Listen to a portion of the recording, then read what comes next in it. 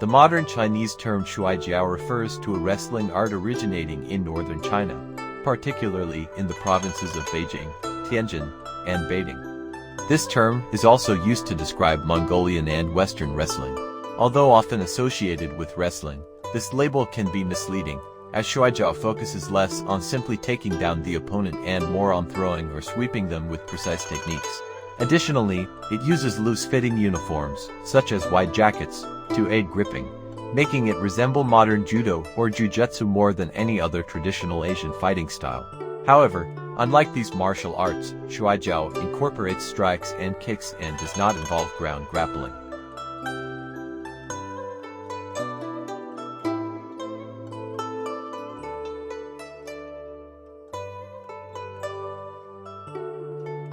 Shuai Jiao has a long history and has undergone various changes in both its name and form over time. Its oldest known term, Jiao Di interlocked horns, refers to an ancient sport in which competitors wore helmets with horns and attempted to strike their opponents. According to historical legends, this combat method was used in 2697 BCE by the army of the Yellow Emperor to injure the soldiers of a rebellious force led by Qiyu. Later, young people engaged in similar games, mimicking the contests seen among domesticated cattle, though without the horn helmets.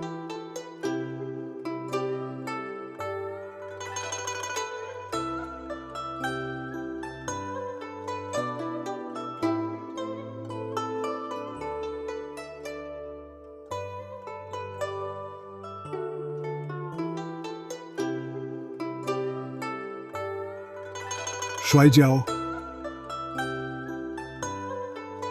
Shuai Jiao, also known as Chinese wrestling, is regarded as the oldest martial art in China, with a history spanning over 4,000 years. Its origins trace back to a military confrontation between the Yellow Emperor and the rebel Qiyu in 2697 BC. At that time, fighters wore horn helmets and practiced primitive grappling technique called Jiao Ti. Over the centuries, Shuai Jiao evolved, replacing the horns with the use of hands and arms while refining its techniques. In ancient times, practitioners competed bare-chested, whereas today, training is conducted wearing a padded canvas jacket.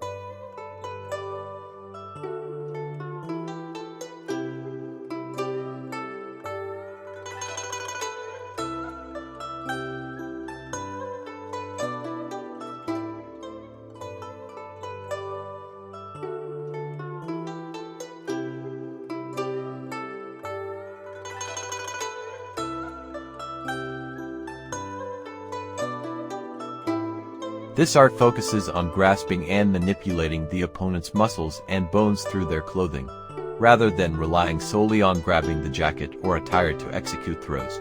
The competitor's jacket, with its short sleeves and snug fit around the torso secured by a canvas belt, enables a variety of techniques that facilitate control and projection of the opponent.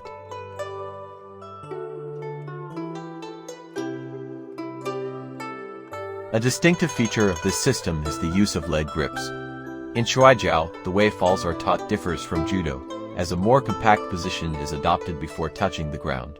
This is because training originally took place on hard surfaces, which influenced the development of falling techniques. Shuai Jiao is a martial art focused on throwing and taking down opponents to neutralize threats, and it is considered the only traditional wrestling martial art in China.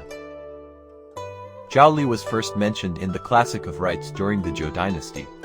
This combat system combined throwing techniques with strikes, blocks, joint locks, and pressure point attacks. During the winter, soldiers practiced it alongside archery and the study of military strategy. Over time, Jiaoli evolved into a public sport, serving both as entertainment for the court and as a method for recruiting top fighters. Competitors battled on an elevated platform called Leitai, with the potential reward of being appointed as imperial bodyguards or martial arts instructors for the imperial army. Taught to soldiers for centuries, Jiaoli remained influential in Chinese martial arts until the end of the Qing dynasty.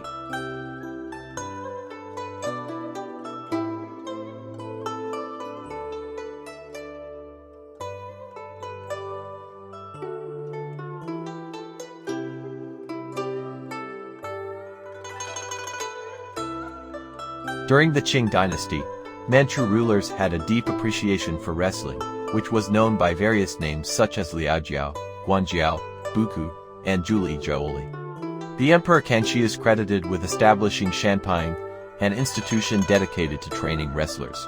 Located in Beijing, the camp housed 300 members, including archers, horsemen, and wrestlers.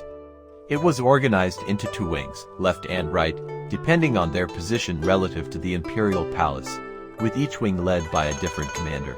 Both commanders reported to a single leader, the Zongtong Dakan, or president.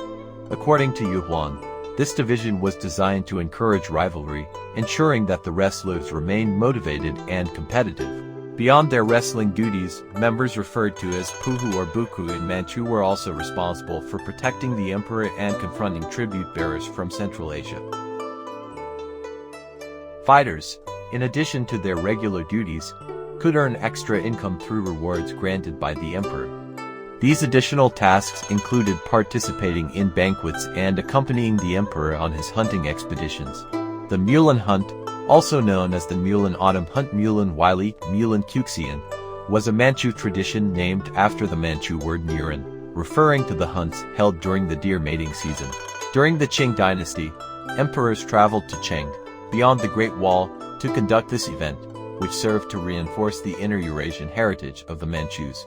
During these festivities, Mongol, Turkic, and Tibetan lords, who were subjects of the Manchus, were invited to join the Great Khan.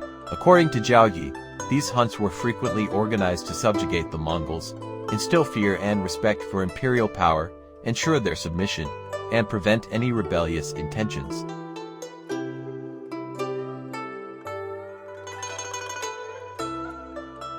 After the fall of the Qing dynasty, many former members of the Shanping were forced to find new ways to make a living, often turning to teaching wrestling or performing on the streets. One notable figure was Wan Bei, also known as Wan Yongshun, who played a crucial role in the development of wrestling in Beijing. He founded the Tianqiao Wrestling School, which gained significant recognition in the city. His approach blended wrestling with the comic art of xiangsheng, resulting in a unique form of entertainment called wuxiangsheng, which merged humor and combat.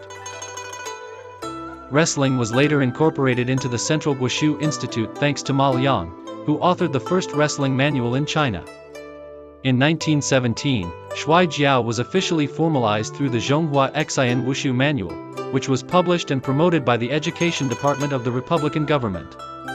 This standardized method began being taught in schools in 1928.